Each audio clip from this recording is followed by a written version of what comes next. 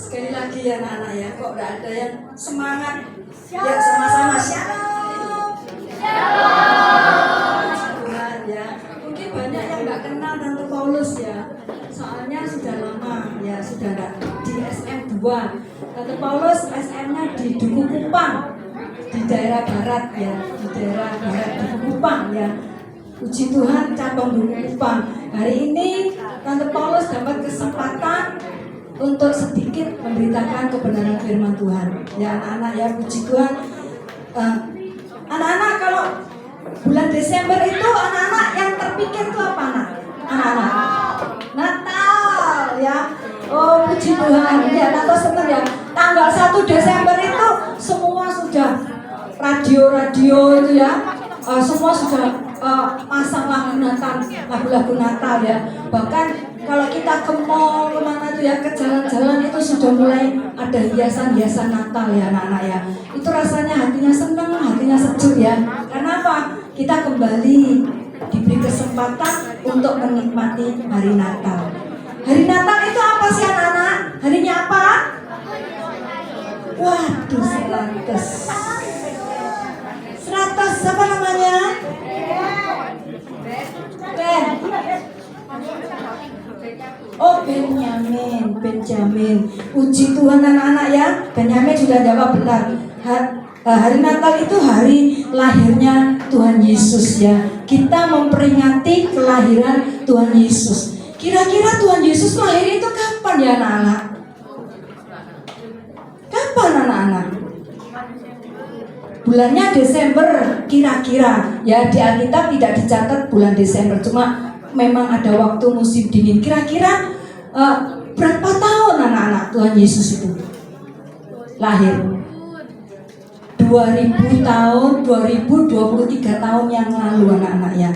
Sejak Yesus lahir ke dunia itu baru ada tahun Masehi ya. Jadi sebelum Yesus lahir itu kemudian disebut tahun sebelum Masehi. Tapi sejak Yesus lahir itu disebut tahun Masehi. Jadi Yesus lahir mulai itu disebut 1 Masehi. Sekarang ini 2023 Masehi.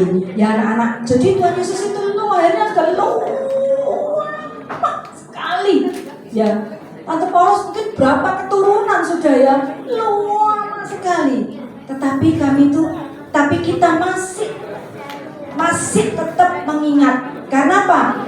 Itu bukan cerita dongeng anak-anak. Kelahiran Yesus di dunia itu bukan cerita dongeng, tetapi itu pernah terjadi di dunia ini anak-anak ya. Pernah terjadi di dunia ini ya. Tema pagi ini adalah a manger ya. Kita baca ayat emasnya. Semua buka Alkitabnya. Lukas 2 ayat 12. Lukas 2 ayat 12. Demikian firman Tuhan.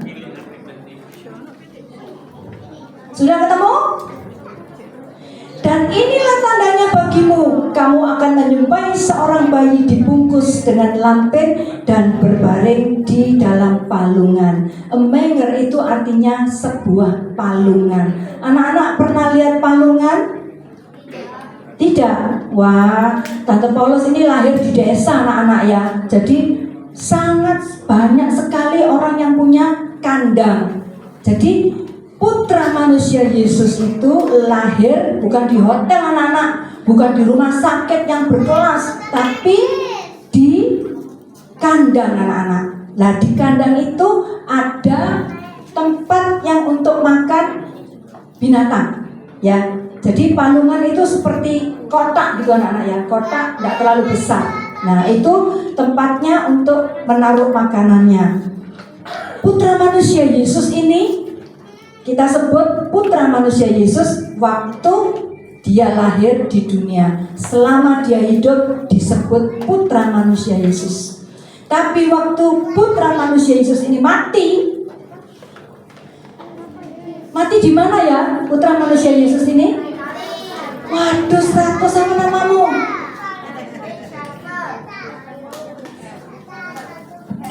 Heaven 100. Yesus mati itu disalib anak-anak. Karena apa? Karena menebus dosa manusia. Ya, jadi Putra Manusia Yesus mati itu disalib anak-anak ya. Waktu Putra Manusia Yesus hidup di dunia, ini namanya manusia, betul-betul manusia. Tetapi sekarang sesudah Yesus mati lalu bangkit, dia bukan Putra Manusia lagi, kita sebut Tuhan Yesus Kristus. Dia juru selamat. Jadi kita harus membedakan. Karena apa? Ini pernah terjadi. Ini sejarah anak-anak.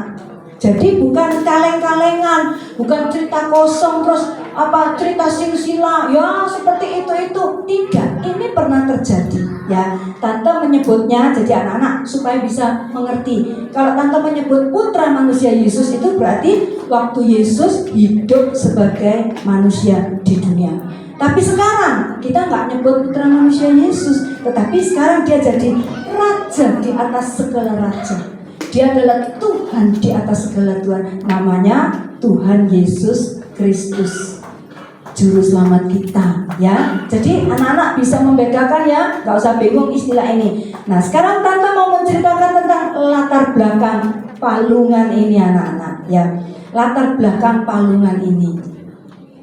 Satu malam ada segerombolan gembala-gembala. Tahu gembala? Tahu ya? Orang yang kalau di desa namanya orang yang angon sapi, kambing, kerbau, itik, semua itu namanya gembala ya.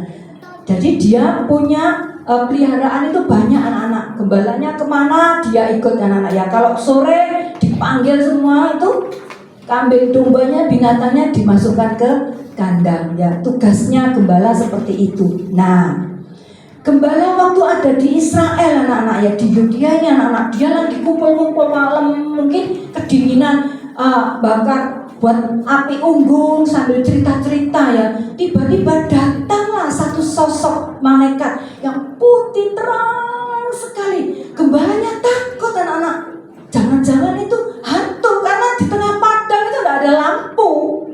Ya kalau kita ini di rumah ada lampu, kalau di padang waktu jaga kambing domba itu tidak ada lampu anak-anak. Kalau waktu terang bulan, bulannya bersinar terang, itu antara mulai tanggal 15 ya sampai ke belakang itu bulannya terang. Tapi kalau tanggal 1 gelap. Nanti boleh dicoba ya, ini ilmu fisika ya. Kalau tanggal 1, tanggal 2 gelap, mulai tanggal 5, tanggal 6 ada bulan sabit. Lama-lama terang benderannya tuh kira-kira tanggal 15, 16, 17 ya. Nah kalau ada seperti itu, terang anak-anak bumi ini ya. Tante Paulus kan hidup di desa. Zamannya Tante Paulus tuh belum ada listrik, ya toh? Masih pakai lampu template ya anak-anak ya.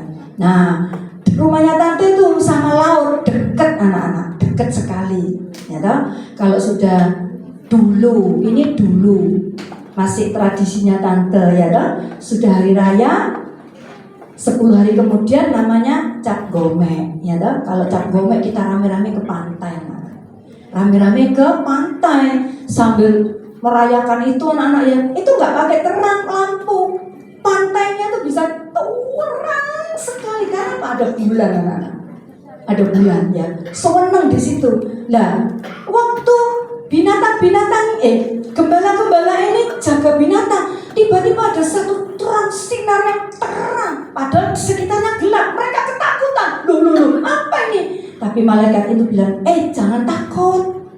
Aku akan memberitakan kabar sukacita, kabar kesukaan, sesuatu yang terjadi, sesuatu yang besar terjadi di dunia ini. Lalu dikatakan, kamu akan menjumpai, ini tandanya juru selamat yang lahir. Ini tandanya kamu akan menemui seorang bayi di kandang, lalu dibungkus dengan kain lampin dan ditidurkan di palungan. Wah, setelah itu malaikatnya muji-muji Tuhan ya anak ya.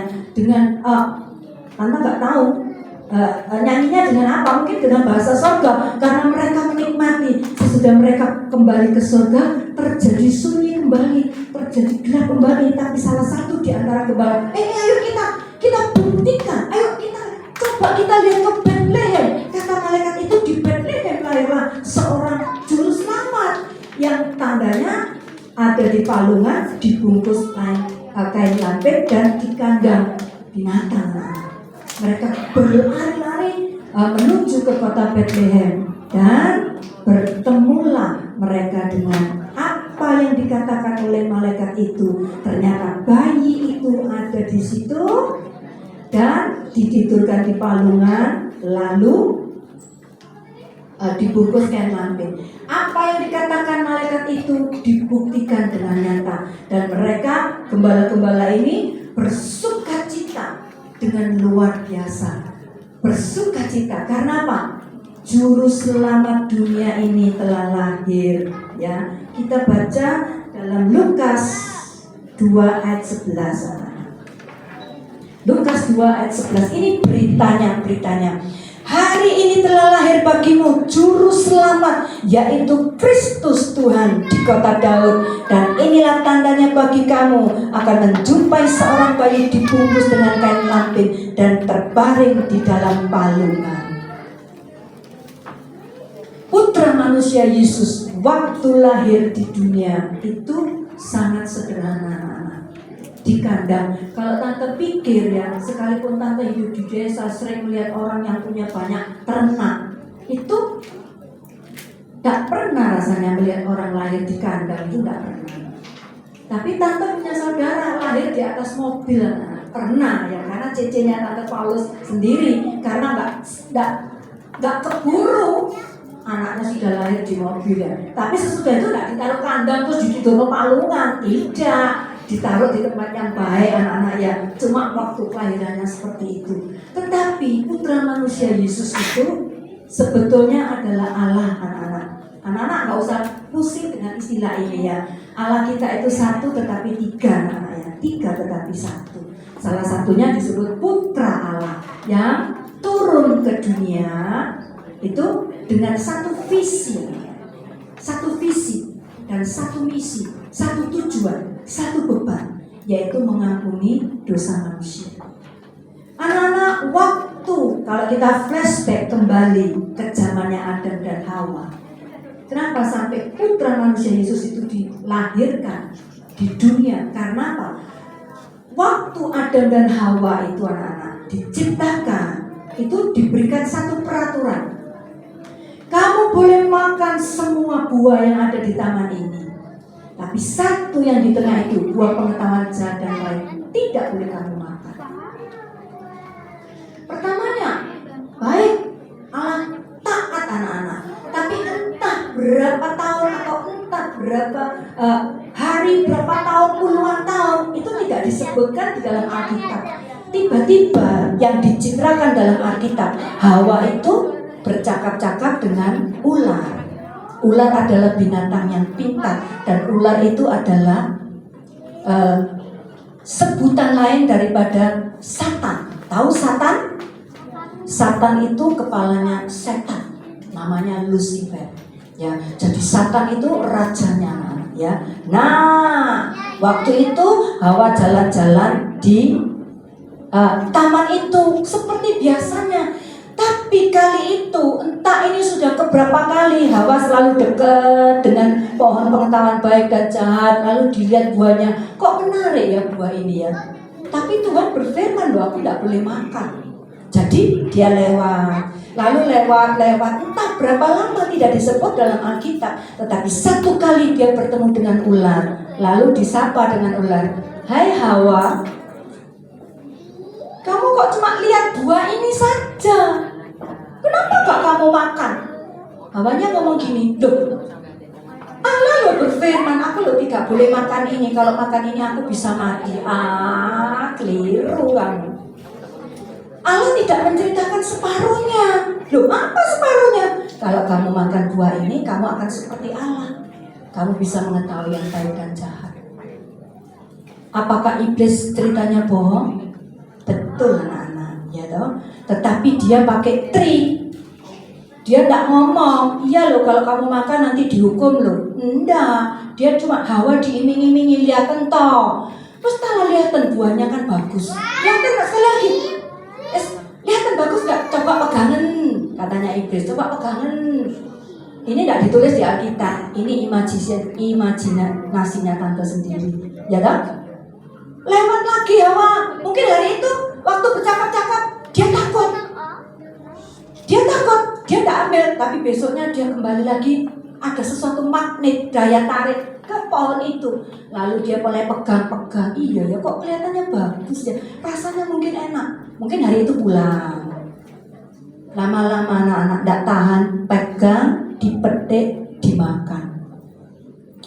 Lalu sejak itu manusia jatuh di dalam dosa. Sejak Adam dan Hawa makan buah terlarang itu, lalu diusir dari Taman Eden, dia jatuh dalam dosa. Iblis pun diusir, diremukkan kepalanya, dihukum. Sejak dari ini engkau akan bermusuhan dengan manusia. Kepalamu akan diremukkan oleh manusia. Sejak manusia jatuh di dalam dosa karena tidak taat akan firman Tuhan. Anak-anak, ada berapa banyak perintah firman Tuhan? Banyak sekali. Firman Tuhan itu terdiri dari berkat, janji berkat, tapi juga perintah. Kalau kita melanggar perintah Tuhan itu, pasti kita akan dihukum. Contohnya firman Tuhan, jangan bohong, ya tak? Kalau kamu bohong itu anaknya orang bohong anaknya 100. Wah, pinter anak-anak. Yohanes 8:44 mengatakan, iblis itu bapak pembohong dan bapak pendusta. Dari iblis tidak ada kebenaran. Jadi kalau anak-anak suka bohong, anaknya berarti tidak boleh bohong. Sungguh loh ya, tidak boleh bohong. Bohong itu bukan jalan keluar anak-anak. Kadang anak-anak dikatai mamanya, kamu sudah belajar, sudah. Apa di belakang? Apa yang kamu pegang? Wah, mungkin HP-nya di sini. Sekalipun kamu ngomong seperti ini, mamamu itu jauh lebih pintar dari kalian. Papa itu jauh lebih pintar dari kalian. Percaya? Loh iya, kamu masih umur 10, masih umur 15. Sedang papanya Tante Paulus umur 67. Mau dibohongi seperti anak-anak seperti kalian? Ya gak bisa loh. Dari gestur tubuhmu kamu ngomong, oh enggak, aku enggak bohong. Kita sudah tahu kalau kamu bohong. Betul? Betul lah. Kita kan sudah pengalaman hidup sepanjang kamu. Umur 20 tahun. Kita sudah umur 20 tahun. Umur 50 tahun. Kita sudah melewati 50 tahun. Jadi jenjang itu sudah membuat kita jadi pengalaman. Mungkin sekali kita bisa ditipu ya anak-anak. Orang tua bisa ditipu. Tapi untuk ketiga kalinya pasti kamu bohong. Langsung to the point. Mama, kamu bohong. Sekalipun kamu ngomong, enggak, tapi gestur tubuhmu itu enggak bisa menipu. Ya, pasti ketahuan. Lebih baik jujur, lebih baik berkata benar. Ya di atas yang ya, tidak di atas yang tidak. Matius 5:37. Kalau kamu salah, aku salah, dihukum, selesai. Tapi kalau kamu bohong, oh enggak kan, hari ini enggak ketemuan, besok untuk tanya, loh kapan hari kamu kok gitu? Bohong lagi. Bohong menutupi bohong, menutupi bohong, menutupi bohong, bohong, beranak bohong, beranak bohong, beranak bohong. Akhirnya ditangkap iblis, karena iblis bapak pembohong. Kamu sama loh sama aku. Boloan, ya dah? Boloan. Kita mau berteman sama iblis. Kenapa kok nggak mau? Kok pinter kamu? Kenapa kok nggak mau? Kamu kok bunyi keras, kenapa kok nggak mau? Nggak mau tuh berteman sama iblis? Nggak mau. Kenapa? Jahat. Kedua, rumahnya iblis itu di mana? Neraka. Kita mau ke neraka? Ya nggak mau. Tante Paulus ya nggak mau. Sebab itu jangan berteman dengan iblis, tapi taatilah firman Allah. Ketika Hawa dan Adam jatuh di dalam dosa karena ditipu oleh iblis, karena tidak mau taat akan firman Tuhan, tidak punya pegangan yang teguh akan firman Tuhan, akan taat akan firman Tuhan, maka manusia jatuh. Sejak manusia pertama Adam dan Hawa jatuh di dalam dosa. Adam dan Hawa itu hidup sebelum putra manusia Yesus. Berarti 6.000 tahun yang lalu itu manusia sudah dosa, sudah ditawan iblis, sudah ada di pegangan iblis. Kalau mati tidak bertobat masuk neraka. Terus Apa solusinya? Apa jalan keluarnya? Allah kasihan. Ya apa ya, manusia ini kok sekarang sudah putus dengan saya, rohnya tidak bisa nyambung dengan Allah. Ya apa jalan keluarnya? Maka solusinya, jalan keluarnya, dia menyuruh putranya lahir ke dunia yang disebut Yesus. 300 kamu berarti sudah.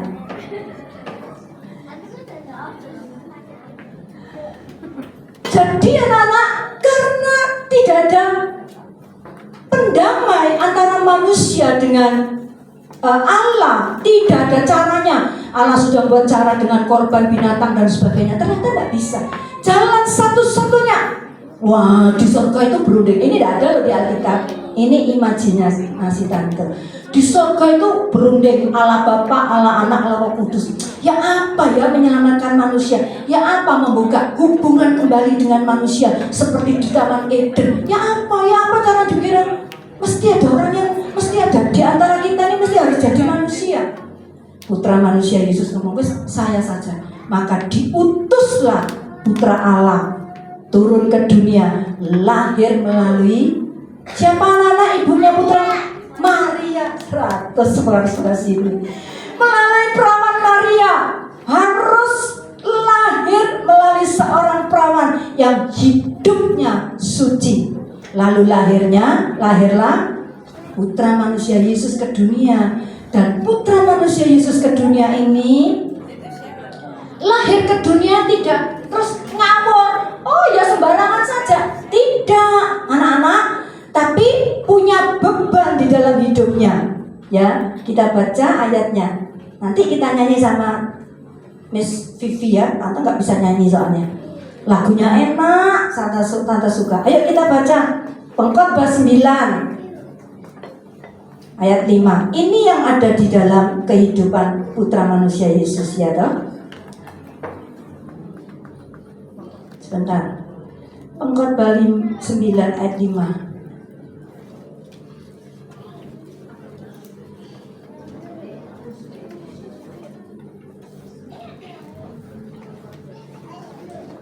Duh. Kok salah? Lambang pemerintahan ada di baunya. Oh iya, sorry Yesaya. Terima kasih. Sorry, nyatetnya keliru ya. Sorry. Terima kasih. Yesaya 9 ayat 5. Tadi sudah dicatat keliru.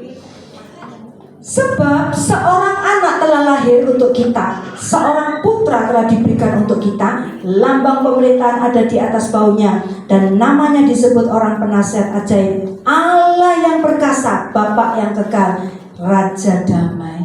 Ini jabatan, ini yang dimiliki oleh Putra manusia Yesus. Tetapi waktu dia lahir ke dunia, anak-anak lihat, dia Allah yang kuasa, dia Allah yang maha dahsyat, dia Allah yang kekal. Itu waktu di sorga. Tetapi waktu di dunia, dia betul-betul merendahkan dirinya. Lahir. Kalau sekarang anak-anak kita bayangkan ada presiden Bapak Jokowi, tidak mungkin toh dia lahir di kandang. Atau anaknya Bapak Jokowi dilahirkan di kandang terus dikasih kalungan, tidak mungkin. Tetapi Putra manusia Yesus sekalipun Allah yang perkasa, dia mau rela lahir di kandang dan tidurnya di palungan. Ini luar biasa anak, memberikan kita nasihat. Kita nanti akan lihat nasihat. Sekarang kita lihat sebagai juru selamat. Dia datang ke dunia, dia tidak ngawur dengan tidak punya tujuan, tidak. Tetapi dia sudah diberikan satu visi, satu beban, yaitu kamu harus menyelamatkan isi dunia ini. Caranya dengan hidup taat akan firman Tuhan. Satu kesalahan pun tidak pernah dicatat bahwa Putra manusia Yesus hidup sebagai manusia ada kesalahan, tidak pernah dicatat. Baik dalam perkataan, dalam perbuatan, dalam kerendahan hati, dalam keuangan, dalam apa saja, tidak pernah dicatat bahwa Putra manusia Yesus itu pernah berbuat salah. Kenapa? Dia betul-betul taat akan firman Tuhan. Dia betul-betul melakukan apa yang Tuhan kehendaki, Bapa yang kehendaki. Anak-anak, kalau kita melihat berapa peraturan Allah yang peraturan Tuhan yang diberikan kepada kita. Gampangnya saja anak-anak ya, kalau kita melihat itu, apa peraturannya tante? Gampangnya saja, 10 hukum Allah, ya toh? Jangan ada ilah lain di hadapanku dan kamu sujud menyembah. Janganlah kamu bentuk berupa patung manusia atau apapun lalu kamu menyembah, ya toh? Terus apa? Jangan menyebut namaku dengan tidak sopan. Terus kuduskanlah hari Sabat. Hormatilah orang tuamu, jangan membunuh, jangan berzina, jangan mencuri, jangan berdusta, jangan ingin milik orang lain. 10 itu mewakili anak-anak. Kalau kita mewakili, hormatilah orang tuamu, itu termasuk sudah melakukan perintah Tuhan. Jadi seluruh hidup ini diatur oleh perintah Tuhan. Putra manusia Yesus ketika jadi manusia dia taat semuanya. Karena apa? Karena mau. Kita juga, kita kenal, oh jangan bohong, jangan memberontak, jangan melawan orang tua. Bagaimana dengan hidup kita di rumah? Tante gak tahu hidup kalian di rumah.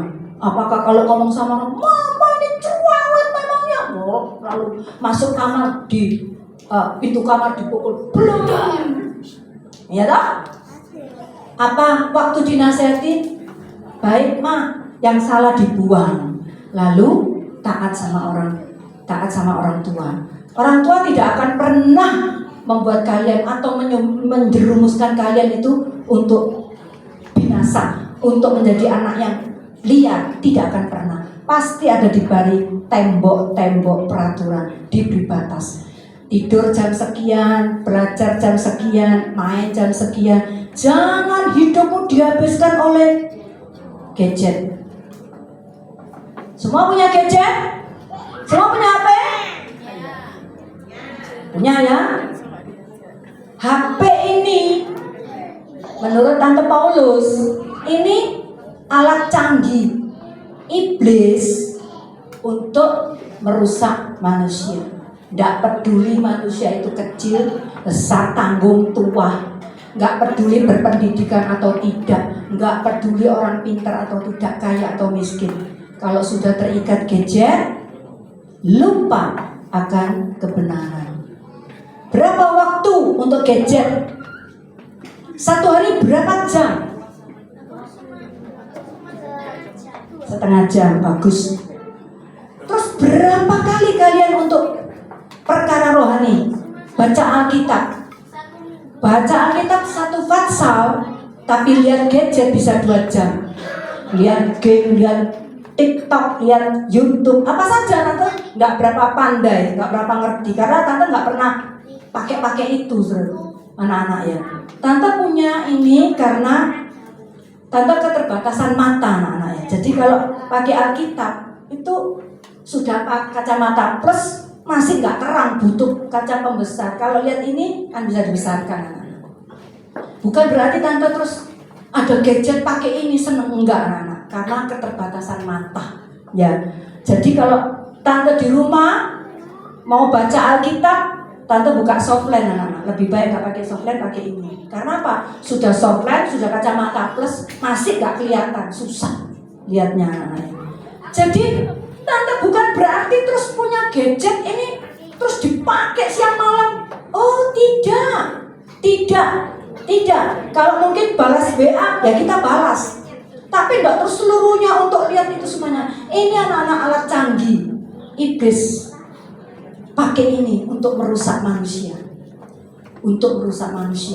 Karena apa? Dengan ini, dengan kemajuan teknologi, berapa banyak orang yang tergila-gila dengan AI dan sebagainya. Tuhan di atas segala-galanya.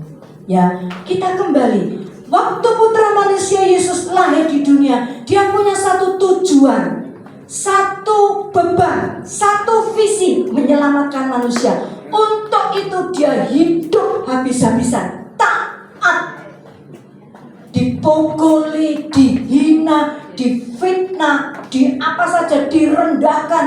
Tidak pernah putra manusia Yesus itu balas. Karena apa? Dia tahu visiku adalah juru selamat. Aku harus menyelamatkan manusia. Manusia kalau tidak ditolong, semuanya antri ke neraka. Anak-anak, surga dan neraka itu bukan cerita dongeng, ada sungguhan. Jadi kalau kita hidup ini jasmani, Tante bisa lihat kalian, Tante bisa pegang ini anak-anak. Tapi surga dan neraka, orang dunia berkata itu abstrak, nanti saja dipikirkan. Karena nggak bisa dilihat, nggak bisa dinalar, nggak bisa dipegang. Mana harus kita percaya? Tapi di dalam perkara rohani anak-anak, yang namanya surga, yang namanya neraka itu real, ada, dan itu kekal. Kekal itu, ngerti kekal? Abadi. Abadi, tidak berjaman. Berapa tahun? Apa? 101 juta tahun, kuadrat. Belum habis anak-anak. Kalau membayangkan itu kita ngeri anak-anak. Terus kapan selesainya? Tidak ada selesainya, tidak ada ujungnya. Itu namanya kekal. Kekal anak-anak. Surga itu kekal, neraka itu kekal. Dan hidup manusia ini dimulai, yang sebenarnya dimulai itu sesudah mati.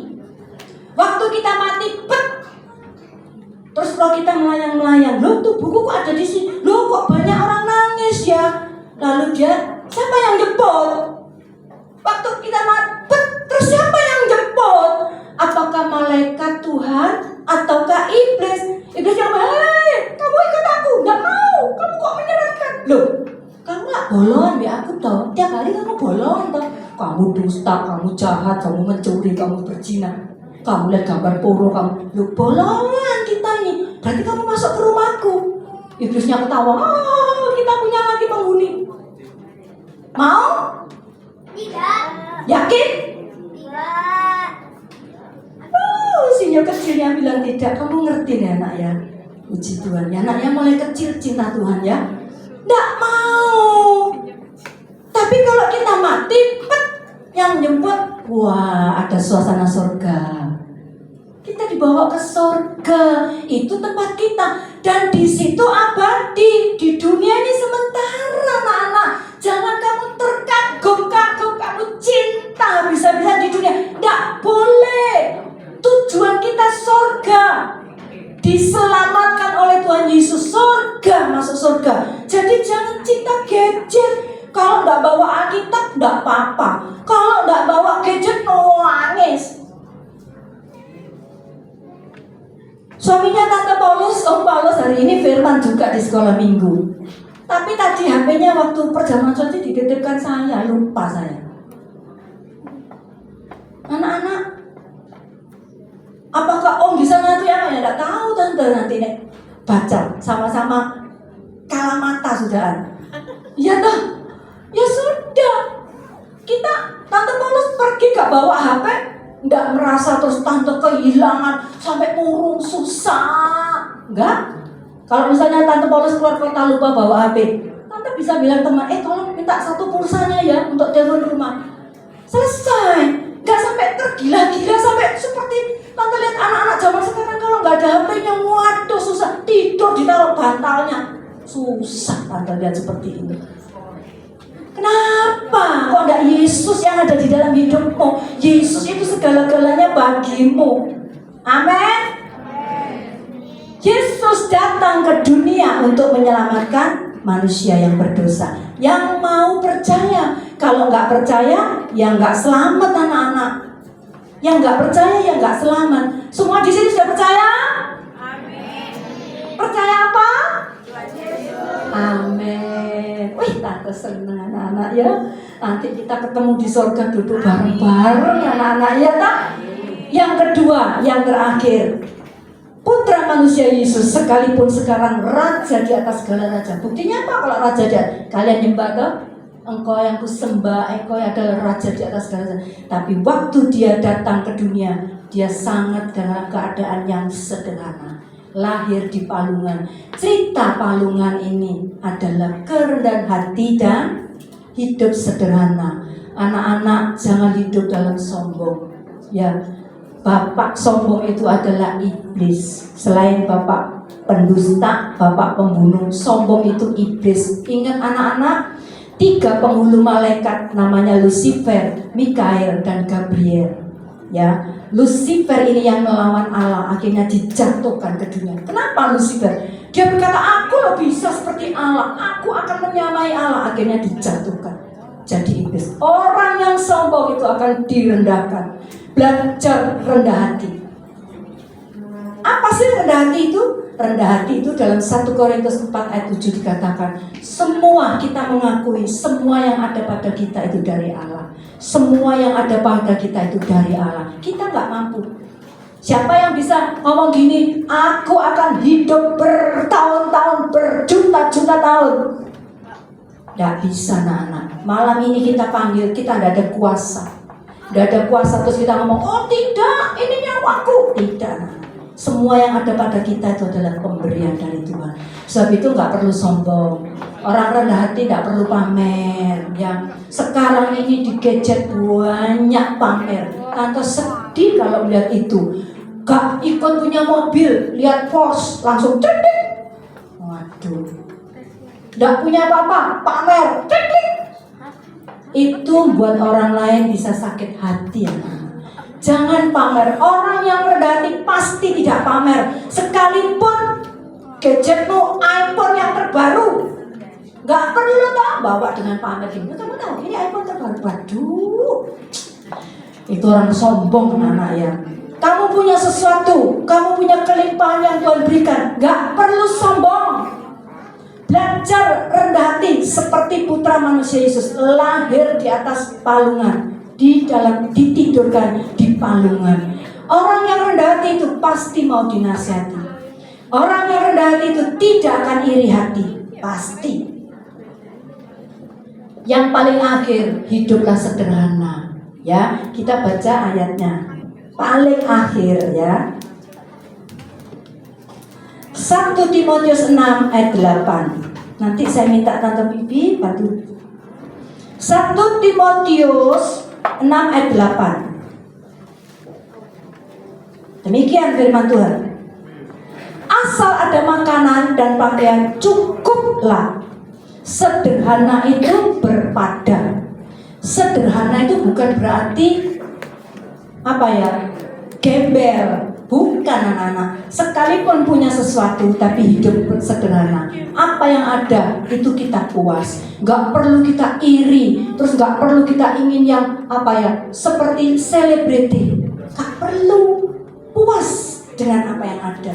Tante Paulus puas dengan apa yang ada. Dengan suaminya Tante Paulus, dengan anak menantu cucu, dengan keberadaan puas. Itu namanya hidup puas, sederhana di dalam Tuhan. Diberkati Tuhan, boleh-boleh saja. Gak perlu pamer. Gak perlu anak-anak ya, gak perlu pamer. Baik foto-foto di gadget langsung di-share. Gak perlu pamer, anak-anak. Kita bukan orang yang seperti itu ya. Biar kita belajar hidup sederhana, rendah hati, tidak perlu sombong ya. Sebagai kesimpulannya, sesudah kita diselamatkan oleh Tuhan, apa rencana hidup kita? Yaitu kita mau menyelamatkan orang lain.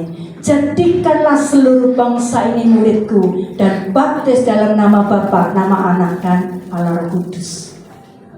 Kita mau jadi saksinya. Beritakan kabar sukaan. Ada kabar kesukaan. Yesus telah lahir di dunia untuk menebus dosa manusia. Wah, beritakan. Supaya bangku-bangku ini penuh. Jangan lupa anak-anak, minggu depan 2 minggu lagi ya, 17 kita ada Natal umum. Nanti ketemu Tante Paulus lagi ya, dari Duku Kupang kita kesini lagi ya, sama-sama lagi ya. Kalau ketemu Tante Paulus, sapa ya, janji lo ya. Tidak cuma hari ini saja ya, kalau ketemu di mana-mana sapa ya. Kalau lupa ini Tante Paulus, saya SM2. Nah, Tante Paulus lihat 1 kali lihat segini banyak ya gak hafal ya. Yang apa itu? Cucunya Unario ya. Oh ya, sekarang ini.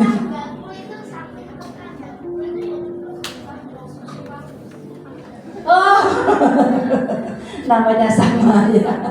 Puji Tuhan ya, puji Tuhan. Jangan lupa anak-anak, sesudah diselamatkan kita harus menjadi terang dan garam. Beritakan kabar kesukaan, selamatkan orang lain supaya mereka boleh mendapatkan keselamatan juga. Puji Tuhan. Ayo Tante Bibi. Ayo anak-anak, kita sambil berdiri ya. Mungkin banyak yang bisa lagu ini ya.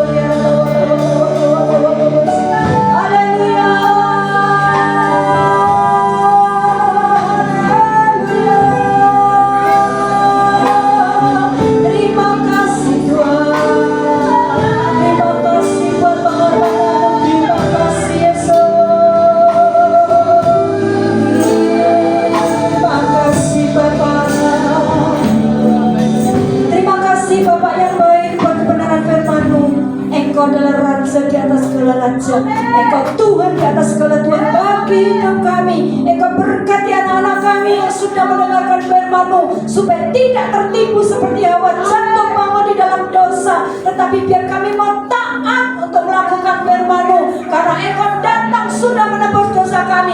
Kami tidak mau lagi untuk diikat, dipalahkan oleh pekerjaan iblis. Dalam perkara-perkara dosa kami patahkan dalam nama Tuhan Yesus. Jadikan kami terang-Mu, jadikan kami berkat buat orang lain, supaya kami berani bersaksi Tuhan, menceritakan kabar kesukaan tentang keselamatan yang dari Engkau. Terima kasih Bapak yang baik, terima kasih Engkau berkati anak-anak kami. Engkau lindungi, jauhkan dari pergaulan jahat, lepaskan ikatan-ikatan kecil dalam nama Tuhan Yesus. Engkau berkati anak-anak kami sehingga punya kontrol, boleh pakai untuk seperlunya. Tolong Tuhan, Engkau berkati, karena kami adalah orang-orang yang hidup di dalam terang. Tidak lagi kami mau terikat oleh perkara dosa. Berkati anak-anak kami sekolahnya, tambah hikmat akal budi dari Engkau, dan berkati kedua orang tua mereka. Nah, baik nafkah, baik pekerjaannya, Engkau yang memberkati. Terima kasih Bapak, terima kasih. Kalau kami akan mengakhiri semuanya ini, Engkau memberkati Tuhan. SM2 mulai Dewi sebagai kepala sekolah, juga yang lain guru yang mendukung Tuhan. Engkau memberkati Tuhan, supaya semakin hari semakin memuliakan nama-Mu. Dan Engkau berkati dengan pertambahan jiwa-jiwa baru untuk SM2.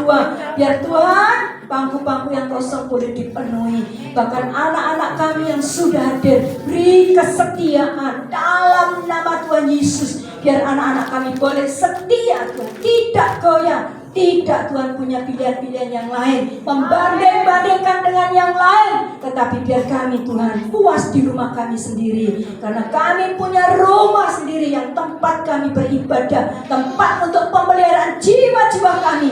Dalam nama Tuhan Yesus, terima kasih Bapak, berikan anak-anak ini setia dalam nama Tuhan Yesus. Terima kasih Bapak, kami mohonkan semua berkat ini ke dalam tangan-Mu. Berkati setiap kami, berkati anak-anak kami. Dalam nama Tuhan Yesus kami ucap syukur.